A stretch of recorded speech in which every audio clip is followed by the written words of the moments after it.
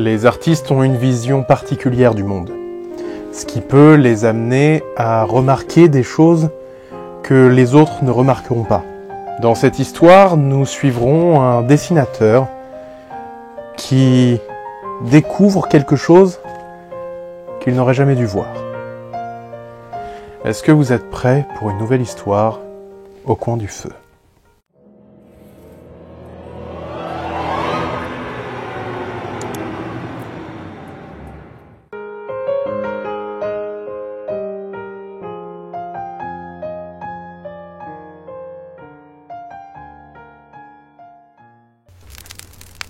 Je travaille depuis 6 années dans l'illustration. J'avais réalisé des couvertures de plusieurs romans, participé à l'édition d'un classique de la littérature pour lequel j'illustrais certaines scènes remarquables du livre. Bref, les choses allaient bien pour moi. J'étais tellement heureux de ce que je faisais car j'avais toujours eu besoin de cette liberté créatrice, de me concentrer sur ce qui me faisait vibrer, ce que je voyais. Depuis petit, j'aimais observer le monde et essayer de le représenter avec mon crayon. Le monde est plein de beauté à redessiner par mon prisme, mon trait. Je ne saurais dire s'il est unique ou meilleur que celui d'un autre, mais moi, il me parle. Et apparemment, il parle également aux autres, sinon je ne vivrais pas de mon travail. Ma meilleure amie me disait toujours que j'avais dans l'œil la beauté du monde. Partout où je pose le regard, j'y trouve de la beauté, que je retransmets du mieux que je peux dans mon art. Mais c'est aussi parce que je vois plus loin que ce que les gens regardent habituellement. Quand les gens voient un bâtiment, moi je vois la fissure dans le mur dans laquelle des petites plantes ont commencé à se développer, apportant un peu de couleur dans le béton. Je vois la lumière qui se reflète dans une fenêtre, je vois la feuille qui se plie, je vois l'arbre. Je vois les détails sur lesquels les gens ne s'arrêtent pas forcément. Et je les trouve beaux. Ainsi, souvent, je me retrouve à me promener dans les rues, dans la forêt, en bord de mer, observant tout autour de moi, cherchant des détails, quelque chose qui accrochera mon œil et qui me donnera l'impression que le monde me parle. Un jour, lors d'une de mes promenades dans la rue, je vis quelque chose de très étrange. Je regardais les environs, l'architecture, les fissures, les gens, les animaux et les plantes, quand une personne, sans le faire exprès, j'espère, me bouscula d'un coup d'épaule.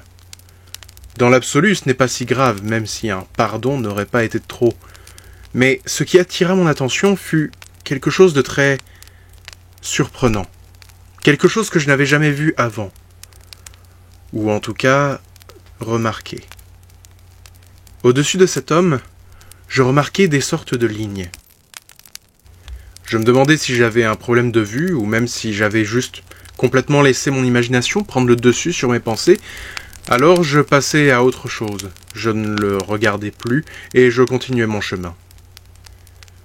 Je poursuivais ma journée comme toute autre journée, bien que cette vision me revint plusieurs fois à l'esprit et que j'essayais de comprendre ce qui pouvait bien en être l'origine. Mon esprit me jouerait-il des tours étranges ? Je n'en savais rien, et je préférais me concentrer sur ce qui occupait ma journée. En rentrant chez moi, cette pensée était encore légèrement dans ma tête, et je faisais une illustration légèrement inspirée de ce que j'avais vu. Puis, j'allais me coucher. Dans la nuit, mon esprit se perdait dans différents ailes étranges et m'étranglait avec des fils. Je me réveillais mal à l'aise, besoin d'air. Je prenais mon calepin, un crayon et je partais en forêt. Il était peut-être 8 heures du matin quand j'arrivais dans les bois. Je profitais du calme et de la fraîcheur. J'avais la sensation de respirer enfin. Je dessinais la forêt. J'imaginais des êtres aux inspirations de Miyazaki ou des folklores scandinaves. Des choses variées, je me faisais plaisir. Mais j'entendais quelque chose que je redoutais.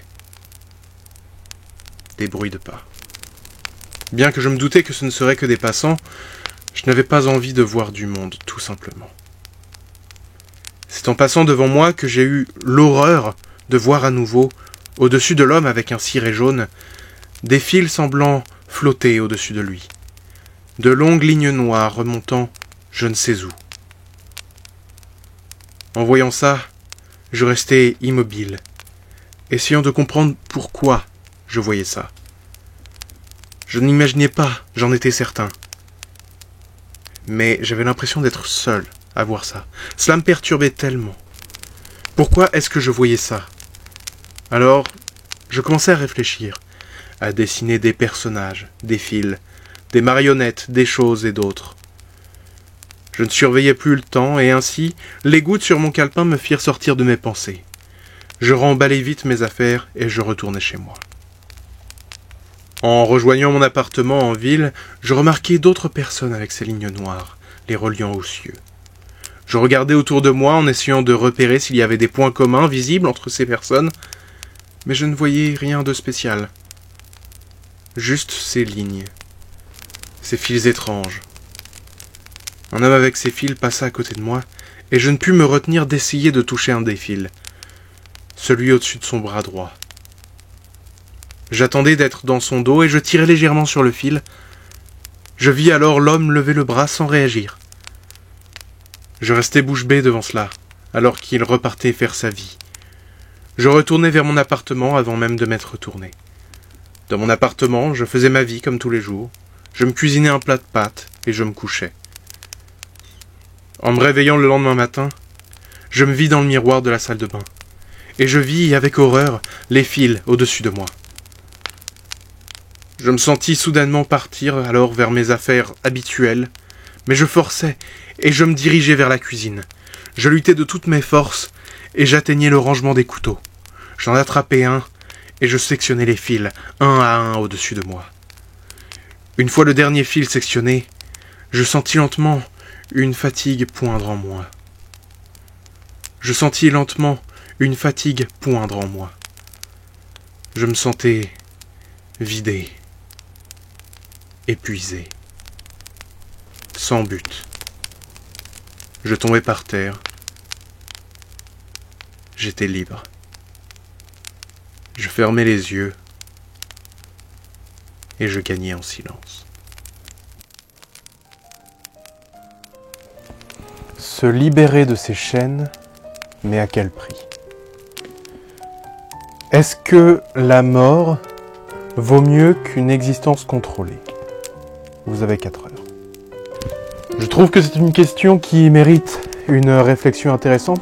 J'aimerais bien avoir vos avis dessus, parce que c'est vraiment quelque chose d'intéressant à étudier, à comprendre, même juste à réfléchir dessus. En attendant, moi j'espère que cette vidéo vous aura plu, que l'histoire vous aura intéressé. N'hésitez pas à me dire en commentaire ce que vous en avez pensé, ce que vous avez aimé ou pas aimé dedans.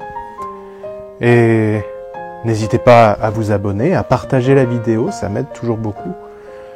Et vous pouvez regarder tout plein d'autres vidéos sur ma chaîne. Et moi je vous dis à bientôt pour de nouvelles histoires au coin du feu.